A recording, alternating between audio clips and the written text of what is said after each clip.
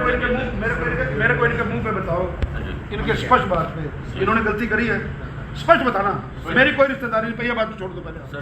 देखो, सिफारिश उतनी चलती है जितना काम हो। अगर आपकी गलती आपको माननी पड़ेगी, मेरी गलती है मेरे को माननी पड़ेगी, इनकी गलती इनको माननी। कोई भ्रष्ट अधिकारी है टांग के रख दूंगा, इतनी गारंटी। पूरे समय डीएफएससी विभाग से देख सकते हैं, अचानक पहुंचते हैं जगमोहन आनंद डीएफएससी विभाग में। अधिकारियों की क्लास लगाई जमकर और सीधे तौर पर कहा कि गड़बड़ ना किया जाए, गड़बड़ ना की जाए। ये बड़ी खबर इस समय आप देख सकते हैं, क्योंकि गड़बड़ करेंगे तो बख्शे नहीं जाएंगे। एफएसओ है जी वीरेंद्र जागरण जी, मैं कई बार मिल लिया, मेरा किराया नहीं दे रहे जी, मेरी बिल्डिंग ले रखी है। नहीं, किराया डीएफसी विभाग नहीं दे रहा कि आदमी नहीं दे रहा? वही दिन नहीं दे रहे जी, कहीं से नहीं, वो उसने कहा किराया, बिल्डिंग तो किराए पे ली होगी, किराए पे ले रखी है तो अपने लिए तो नहीं ली। नहीं दे नहीं रहे जी, वो तो मेरे को कैश देते थे। मेरी बात सरकार ने बिल्डिंग ले रखी है, सरकारी दफ्तर है या इंडिविजुअल ने ले रखी है? इंडिविजुअल ले रखे वो तो अपने आप देते थे जी कैश मेरे को। क्या मामला है? विभाग ने बिल्डिंग को नहीं ले रखा, इसलिए हमारे विभाग में इसका किराया देने का सब वो नहीं है इसके अंदर। लेकिन वो अपने आप देते थे जी मेरे को पहले। साहब एक मेरी बात नहीं समझे, समझ रहा। अगर तो खाद्य आपूर्ति विभाग ने आपकी बिल्डिंग ले रखी है, वो किराया नहीं दे रहे, तो इनको मैं अधिकारियों को कहूँ, और मैंने आपसे व्यक्तिगत दुकान ले रखी है, तो फिर उसके लिए मैं क्या कर सकता हूँ? एफएसओ ने एग्रीमेंट किया हुआ है भैया, उसे आप लिख के दो, उसे एफएसओ के नाम एग्रीमेंट है आपके पास? एग्रीमेंट है, लिख के दो मेरे को, आज ही लिख के दो। 10 बजे से किराया नहीं साहब को भी दे रखा है। अरे साहब को छोड़ो ना, आप मेरे को लिख के दो, मैं टांगता हूँ ना उसको। ठीक है जनाब, ठीक है, एग्रीमेंट है बस, एग्रीमेंट है, तो रिटर्न मेरे को कंप्लेंट लिख के दो। ठीक है सर, कंप्लेंट लिख के दो मेरे को। ठीक है सर, थैंक जी। मैंने पिछले महीने फूड एंड सप्लाई के 4 इंस्पेक्टर अंदर कराए थे करप्शन में, अच्छा। रहते हुए जी। उस महीने के बाद से हर महीने मेरा नाम चंडीगढ़ से चेकिंग के लिए आ रहा है जी। कैसा चेकिंग करो। क्या नाम है? रजनी शर्मा के नाम से। आज के बाद कोई नहीं आएगा आपके पास। केवल एक बार आया था। नहीं, सुना मेरी बात, एक बात सुनो, 2 बार मेरी बात सुनो। अगर इस आदमी ने कंप्लेंट करी, इसको गुनाह तो नहीं है ना? नहीं सर, जो आप ही रहे ना नाम सर, हमने प्रपोज कर चंडीगढ़ वाले कर रहे हैं सर। चंडीगढ़ से होता है। चंडीगढ़ मैं बात कर लूंगा। जी ना, आपका कोई काम नहीं, 18 साल में एक भी आपके पास अगर कोई गलत काम नहीं, तेरा कोई बाल भी बांका नहीं कर सकता मेरी जिम्मेदारी। चंडीगढ़ वालों के मैं क्या कर रहा हूँ, चंडीगढ़ छोड़ के अमेरिका हो, मैं बैठा हूँ ना, तेरे को कोई चिंता करने की जरूरत नहीं है। आपका काम ठीक है ना? तो चंडीगढ़ से आने अमेरिका से तेरे को क्या दिक्कत है? मेरे को बता भाई, मेरा काम अगर ठीक है तो मेरे को कोई क्यों तंग करेगा? आप अपना काम ठीक करो, कोई तंग करता है उसके बाद मैं बैठा हूँ। ठीक है, जमकर आप देख सकते हैं क्लास लगाते हुए नजर आ रहे हैं, क्योंकि गलत काम किसी भी कीमत पर बर्दाश्त नहीं किया जाएगा। इस तरह की बात जो है जगमोहन आनंद की तरफ से कही गई है। जमकर आप देख सकते हैं किस तरह से जो शिकायतें आ रही हैं उनका समाधान करते हुए नजर आ रहे थे। खाद्य आपूर्ति विभाग में आप देख सकते हैं अचानक निरीक्षण करने पहुंचे हैं जगमोहन आनंद, करनाल के भाजपा से एमएलए हैं, और बहुत सी शिकायतें जो अधिकारियों के खिलाफ भी आ रही थी उन पर भी मौके पर ही जो है निपटान कर दिया गया है। ये बड़ी खबर इस समय आप देख सकते हैं खाद्य आपूर्ति विभाग कार्यालय से, खाद्य आपूर्ति विभाग कार्यालय से, जहां पर आप देख सकते हैं एमएलए जगमोहन आनंद पहुंचे थे। अचानक निरीक्षण करने अधिकारियों के साथ मीटिंग की है और सीधे तौर पर सख्त निर्देश दे दिए हैं कि किसी भी कीमत पर बख्शा नहीं जा। तस्वीरें देख सकते हैं खाद्य आपूर्ति डिपार्टमेंट में जो है अचानक पहुंचे हैं जगमोहन आनंद, और आप देख सकते हैं अधिकारियों के साथ एक अहम मीटिंग करने पहुंचे हैं खाद्य आपूर्ति विभाग में। ये लाइव तस्वीरें देख सकते हैं, करनाल से भाजपा के विधायक हैं जगमोहन आनंद, और इस समय आप ये लाइव तस्वीरें देख सकते हैं खाद्य आपूर्ति विभाग में जो है अधिकारियों के साथ एक मीटिंग करने पहुंचे हैं। ये लाइव वीडियो इस समय आप देख सकते हैं डिस्ट्रिक्ट फूड एंड सप्लाई जो ऑफिस है वहां पर इस समय जगमोहन आनंद जो करनाल से स्थानीय विधायक हैं वो इस समय यहां पर पहुंचे हैं। आज कहां पर आए और क्या कुछ हुआ? आज मैं करनाल जो खाद्य आपूर्ति विभाग का जो दफ्तर है डीएफएससी का, उनके दफ्तर में पहुंचा हूँ, और लगातार पिछले कुछ दिनों से कुछ अनियमितताओं मिल रही थी क्योंकि डिपो वाले कुछ तंग थे कुछ इंस्पेक्टर्स के कारण। तो आज उनको सबके स्टाफ को बुलाया, डीएफसी महोदय मेरे साथ बैठे हैं, अनिल कुमार जी, उनके सामने बुलाया। इनके संज्ञान में लगातार टच में रहता था, तो आज उनको सीधे सीधे उनको चेतावनी दी है कि किसी भी अधिकारी ने अगर कोई अनियमितता की या भ्रष्टाचार किया तो वो करनाल से अपना बोरिया बिस्तरा बांध लें। दागी अधिकारियों के लिए कुछ? बिल्कुल, दागी अधिकारियों के लिए मैंने कहा कि सख्त से सख्त जो कार्रवाई होगी, क्योंकि ये जीरो टॉलरेंस पर सरकार चल रही है। और आदरणीय नायब सिंह सैनी जी ने बिल्कुल क्लियर कह रखा है कि कोई भी भ्रष्ट अधिकारी अगर आपके संज्ञान में लाता है उसकी सूची मेरे को दो, तो तुरंत उसका इलाज करना मेरा काम है। तो उस नाते से आज मैं खाद्य आपूर्ति विभाग में पहुंच करके और डीएफसी महोदय को मैंने स्पष्ट निर्देश दिए कि ऐसा किसी भी अधिकारी आपके मतहत जो काम करने वाला है, आपको लगता है कि यह अधिकारी आपकी नहीं सुन रहा है और इस प्रकार का भ्रष्टाचार करके आपके भी दफ्तर को बदनाम कर रहा है और करनाल को भी बदनाम कर रहा है, उसकी सूची आप मेरे को तुरंत दे, तो तुरंत उसका इलाज करना मेरे को आता है, उसका तुरंत इलाज किया जाएगा।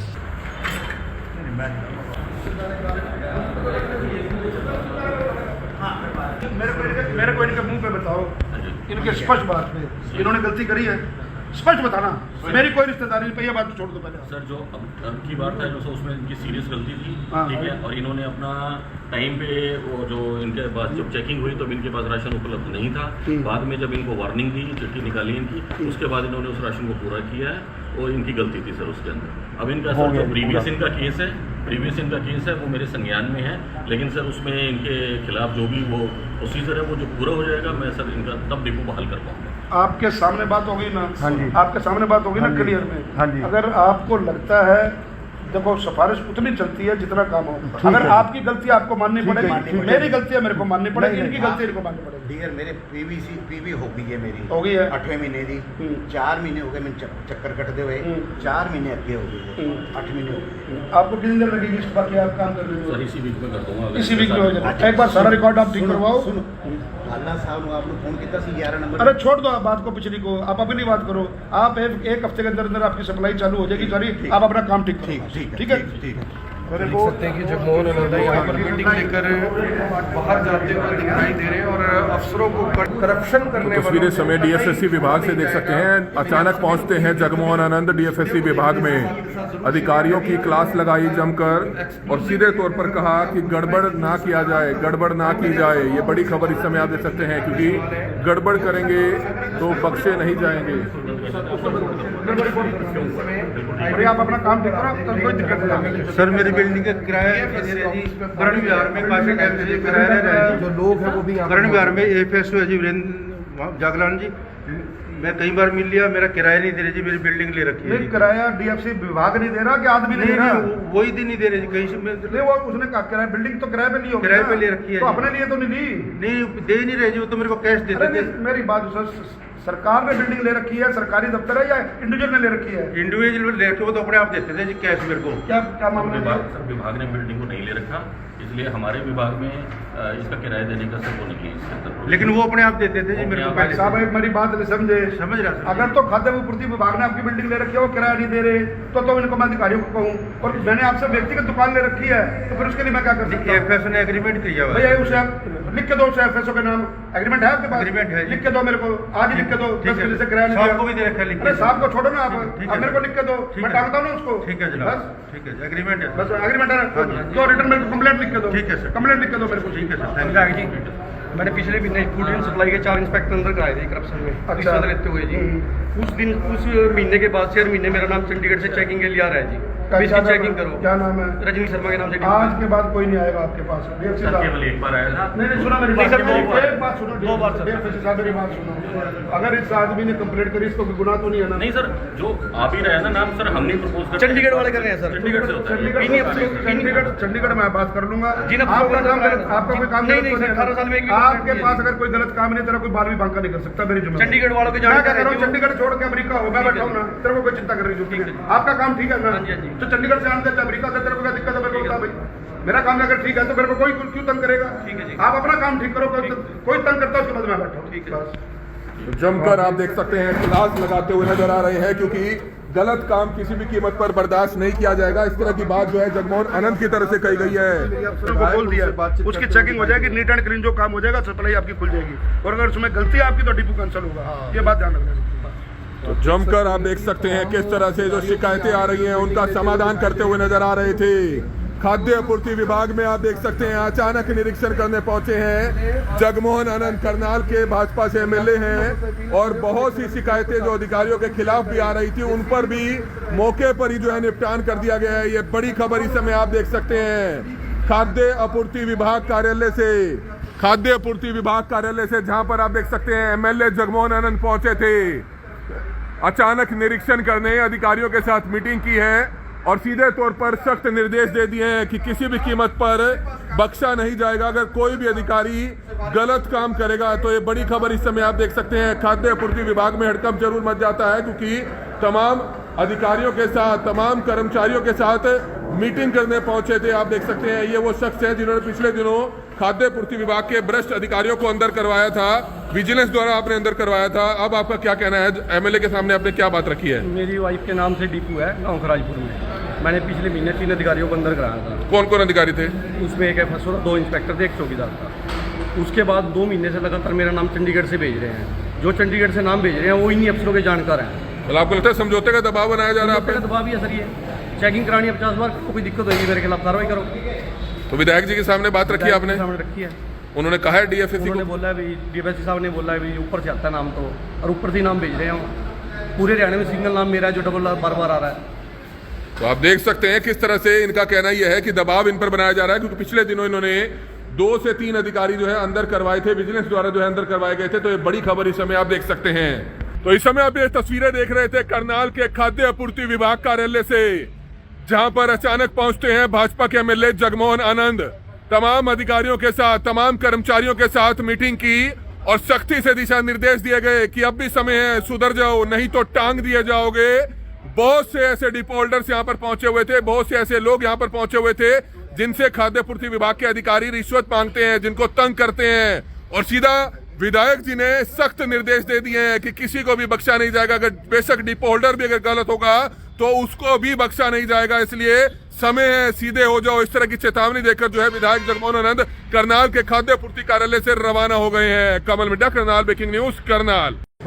सरकार का एक एक रुपया हमारे लिए जनता की अमानत है। और ऐसे ही, क्योंकि मैं आपको बता दूं, डीएफसी हमारे जो से वो बहुत सक्षम है, अधिकारी है, क्योंकि मैं लगातार इनके संपर्क में हूँ। आज से नहीं, पहले से भी संपर्क में हूँ। तो जैसे मैंने इनसे बात की तो तुरंत उन्होंने उसके ऊपर संज्ञान लिया। लेकिन आज इनके सामने सभी अधिकारियों को वार्निंग दे दी है कि किसी प्रकार की भी अगर आपको कोई लगती है दिक्कत, तो ऐसे अधिकारी का मेरे को तुरंत नाम दे, शाम तक उसकी जेब में मैं यहाँ से भेजने का ऑर्डर लाना मेरा काम है। 25 तारीख को शहर की सरकार जो सी ओथ ले लेगी। मेयर मैडम के साथ मैं अधिकारियों की बैठक लेने वाला हूँ। जो सुझाव आपने दिए थे, वो अनुमानित राशि कितनी उस कार्यक्रम की डेवलपमेंट की, उस अनुमानित राशि के साथ साथ वो काम कितने दिन में ख़त्म होगा, उसका टेंडर किसको दिया गया है, और उससे रिलेटेड अगर कोई शिकायत है तो उस नंबर नीचे दिया जाएगा कि किससे बात कर सकते हैं, और कौन अधिकारी देख रहे हैं, कितने का प्रोजेक्ट है। बिल्कुल, ये सब चीज़ मैंने उनको कहा। एक फ्लैक्स बनेगी, काम शुरू होने, जब कोई नारियल फोड़ने से पहले बुलाएंगे तो वो हम लोगों को ही, नारियल फोड़ने से पहले वहाँ पर ये एक फ्लैक्स लगेगी, या जितना बड़ा काम होगा 2 लगे या 4 लगे, क्लियरिटी होगी जनता को, क्योंकि जनता का पैसा है, उसका मिसयूज ना हो। मैंने कहा कि अनुमानित राशि उस विकास कार्य के लिए कितनी आवंटित की गई है, कौन ठेकेदार है, उसकी लागत, समय सीमा क्या है, कब तक वो पूर्ण होगा, और उसको देखने वाली एजेंसी कौन है, और नोडल ऑफिसर कौन है जो उस कार्य को, मतलब उस विकास कार्य को देख रहा है, और किसको शिकायत कर सकते हैं कि अगर आपको लगता है कहीं भ्रष्टाचार है, तो बिल्कुल ट्रांसपेरेंसी के साथ। क्योंकि देखिए, मैंने कहा कि तजर्बेकार है मैडम, 10 साल मेयर मैडम यहाँ रही है, उनके सहयोग से इस बार करनाल में जब आप देखेंगे कि एक 10 और दिशा बदलने का प्रयास करेंगे। विधानसभा सत्र 28 तारीख से खत्म है और 6 महीने की म्याद जो मुख्यमंत्री जी ने कही है, नीचे अधिकारियों तक वो मैसेज चला गया है। सबने अपने टेंडर की प्रक्रिया शुरू कर दी है, सभी उपायुक्त महोदय ने उसके ऊपर काम वर्किंग शुरू कर दी है। जल्दी आप देखेंगे कि कोई भी सड़क इस प्रकार की, और सड़क की गुणवत्ता के हिसाब से, ये नहीं कि सड़क बन गई है अब गुणवत्ता चेक करने के लिए मैं बैठा हूँ, मैं जाऊँगा उन स्थानों पर देखूंगा, जो क्वालिटी और क्वांटिटी तय मानकों के हिसाब से होगी, सड़क उस हिसाब से बनेगी। इतना मैं आपके माध्यम से शहर की जनता को भरोसा दूँ कि ITDR का मुद्दा बहुत ज़्यादा था। मैंने तो उसमें कहा है, विधानसभा में कहा है कि रोज़ जनता का झगड़ा होता है और रोज़ मीडिया में खबर बनती है। मतलब इतने पैसे लगा करके भी अगर जनता को सुविधा ना मिले तो फिर उसका फायदा क्या है। आफ्टर ऑल हम जनता के प्रति एक जवाबदेह हैं। आदरणीय मुख्यमंत्री जी को मैंने व्यक्तिगत तौर पे भी इसके बारे में अपना आग्रह किया और विधानसभा में ये मुद्दा उठाया है कि ताकि इसको करनाल की जनता से सरकार अपने हाथों में ले ले, कोई दिक्कत नहीं है।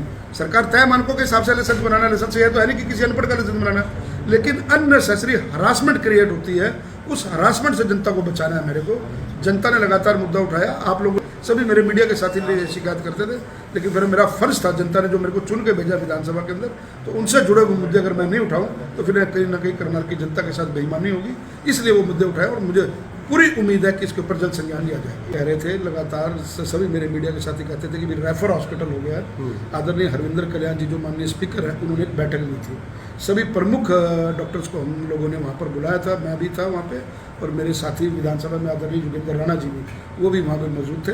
सारी ट्रांसपेरेंसी क्लियर कर दी थी और जो जो पॉइंट्स आपने कहे थे वो उस मीटिंग में उठे थे, और उसके बाद वो टेंडर की प्रक्रिया शुरू होगी और शहर के एक स्वास्थ्य से रिलेटेड होकर के ये बहुत बड़ी सुविधा मिलने जा रही है।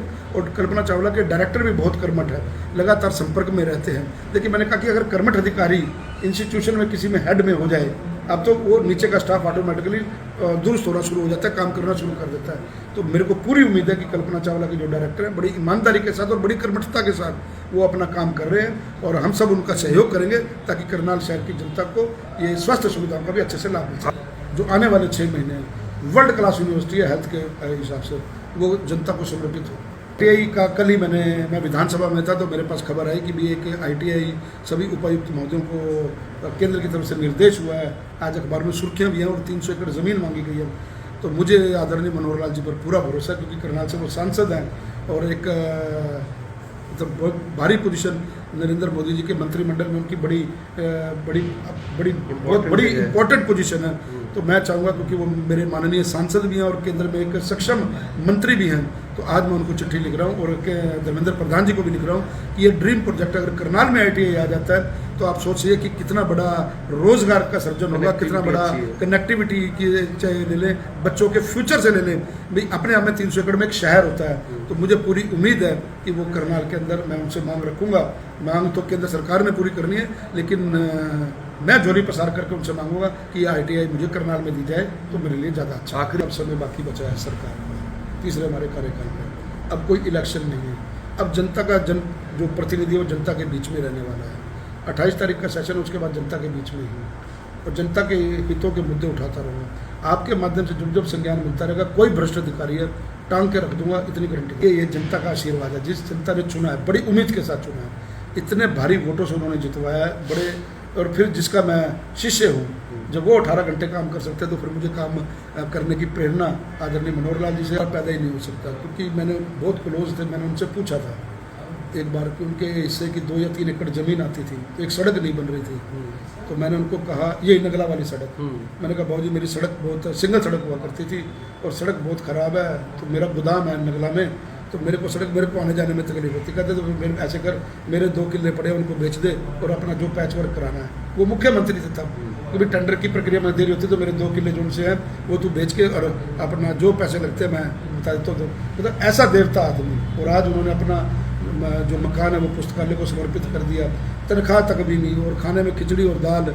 मतलब ऐसा व्यक्ति कहाँ मिलेगा, राजनीतिक संत है वो।